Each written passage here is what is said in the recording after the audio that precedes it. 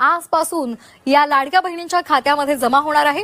महिला आणि बालकल्याण मंत्री आदिती तटकरे यांनी ट्विट करत ही माहिती दिली आहे। निधी वितरण प्रक्रिया आजपासून सुरू होणार असल्याचं त्यांनी म्हटलेलं आहे।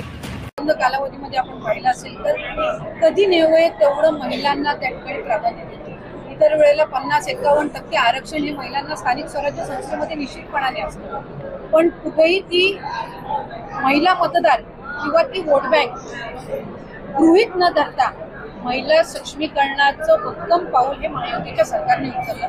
पुढच्या कालावधीमध्ये ही जी सगळी शहरं आहेत तिथं अधिकाधिक महिलांना तिथं उद्योग व्यवसाय कसा देता येईल किंवा त्यांना त्या पद्धतीनं कशी गुंतवणूक करून त्यांना आर्थिक साक्षरता कशी आणता येईल ते केलेले आहे। कार्यकर्त्यांना संबोधन करताना कशा प्रकारे तयारी आता या ठिकाणी आपण करणार आहोत?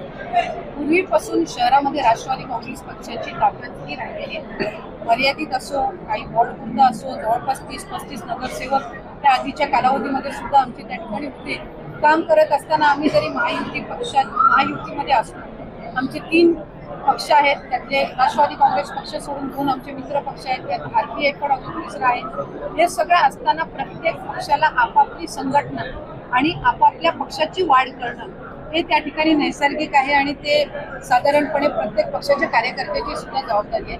आम्ही त्या ठिकाणी हाच प्रयत्न करणार की अधिकाधिक राष्ट्रवादी काँग्रेस पक्षाचं संघटन मजबूत व्हावं, अधिकाधिक त्या ठिकाणी ठाणे शहराचा महापौर किंवा तिथं महानगरपालिका स्थापन होत असताना त्याच्यामध्ये कुठं ना कुठेतरी प्रमुख भूमिका ही राष्ट्रवादी काँग्रेस पक्षाची सुद्धा असावी, असाच प्रयत्न कार्यकर्ते आणि पदाधिकारी म्हणून या ठिकाणी होणार। वादग्रस्त विधान देतात त्याला कुठेतरी अजित पवारांनी नोटीस बजावलेली आहे, तरी सुद्धा थांबत नाही। त्यामुळे कशा पद्धतीने पक्षश्रेष्ठी आणि दादांनीच त्या संदर्भातलं उत्तर दिलेलं आहे आणि त्यांना जी काही नोटीस असेल किंवा जी काही पक्षाकडण्याची समज आहे ती आदरणीय दादा असतील, प्रदेश अध्यक्ष असतील, आमचे वरिष्ठ नेते त्यांच्या पाठीवर त्या ठिकाणी ते घेतील। काही पालकमंत्री पदाचा क्रीडा सुटलेला नाही। महाराष्ट्रामध्ये तो प्रश्न का अजून अंमलात येत नाही? इतर राज्यांमध्ये आलेल्या कुठे छापतात रे या महिलांना मानसिक पाळीमध्ये मला वाटतंय आत्ताच साधारणपणे एखाद्या कुठल्या राज्याने तो निर्णय घेतलेला आहे। आपण एक गोष्ट समजून घेतली पाहिजे की आपल्या देशामध्ये अनेक राज्य आहेत। प्रत्येक राज्याची भौगोलिक परिस्थिती, तिथली आर्थिक परिस्थितीमध्ये वेगवेगळं समीकरण आहे आणि वेगवेगळी तिथली परिस्थिती असते। आज आपण एका बाजूला म्हणतो की महिला या सक्षम आहेत, महिला या प्रत्येक क्षेत्रामध्ये इक्वल आहे। एका बाजूला आपण ते म्हणत असताना महाराष्ट्र राज्य उद्योग व्यवसायामध्ये इव्हन जीएसटी कॉन्ट्रीब्युशन मध्ये बाकी राज्यांच्या तुलनेमध्ये आज पुढे आहे। महिलांची लोकसंख्या इथं मोठ्या प्रमाणामध्ये, त्याच्यामुळे काम करत असताना एखादी प्रायव्हेट सेक्टरमध्ये काम करत असेल, पब्लिक सेक्टरमध्ये काम करत असेल, कुठल्याही सेक्टरला असं वाटायला नको की एखाद्या महिलेला आपण तिथं काम दिलेलं आहे तर त्याच्याने कुठलं तरी आपल्या कंपनीचं किंवा आपल्या व्यवस्थापनचं कुठे नुकसान होईल।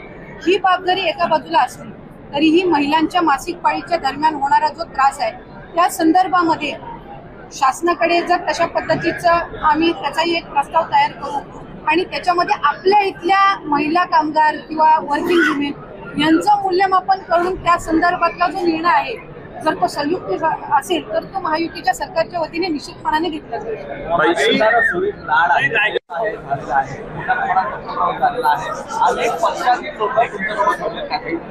प्रामुख्याने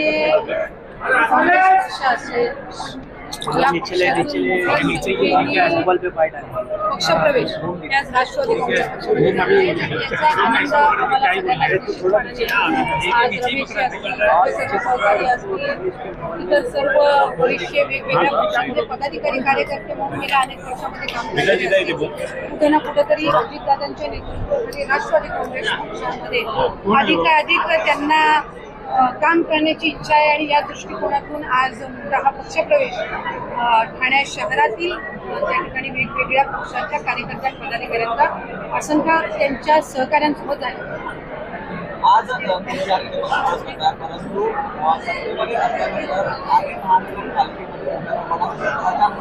गेल्या 10 दिवसांमध्ये आज विरोधी पक्ष आहे ते रस्त्यावरती उतरल्याचं पाहायला मिळालं.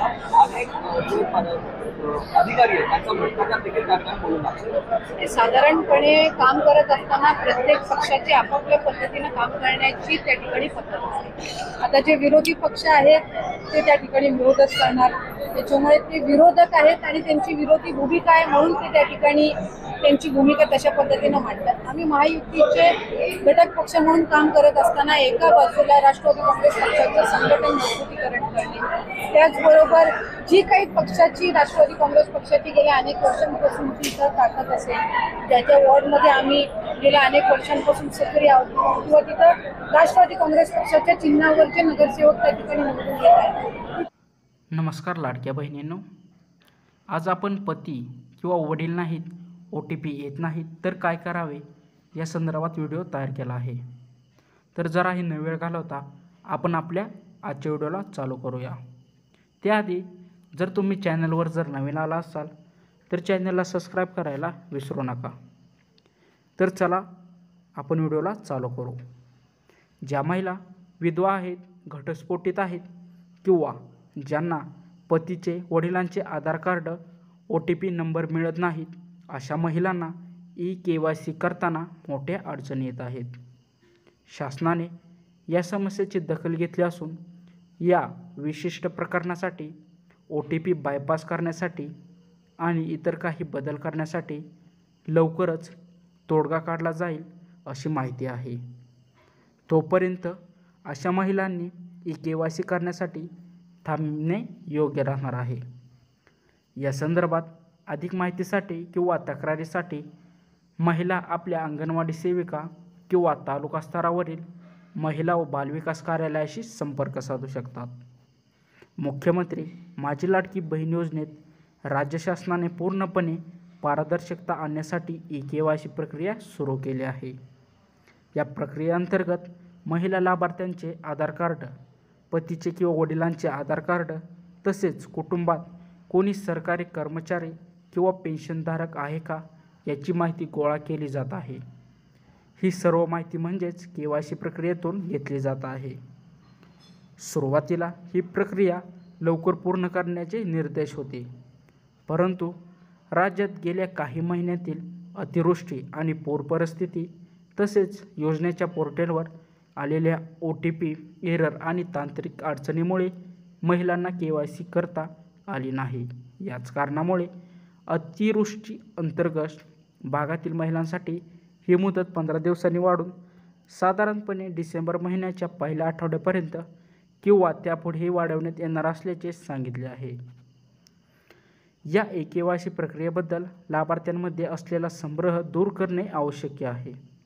KYCमुळे योजनेमुळे केवळ पारदर्शकता आणली जात आहे. याचा अर्थ KYC केली तरच पैसे मिळतील किंवा KYC नाही केली तर तुम्ही अपात्र होणार असा नाही. योजनेमध्ये निकषामध्ये न बसणाऱ्या महिलांना KYC केल्यानंतरही अपात्रच राहणार आहेत. सरकारने यापूर्वी अनेक महिलांच्या अर्जाची पडताळणी केली होती. त्यापैकी बहुतांश अर्ज पात्र आढळले आहेत. उर्वरित अर्जाची तपासणी सुरू असून त्यात अपात्र आढळल्यास त्यांना बाहेर काढले जाईल. ज्या पात्र महिलांची पडताळणी पूर्ण झाली आहे आणि ज्यांचे हप्ते बंद झाले होते त्यांना आता त्यांचे थकीत असलेले हप्तेसुद्धा या योजनेअंतर्गत देण्यात आलेले आहेत.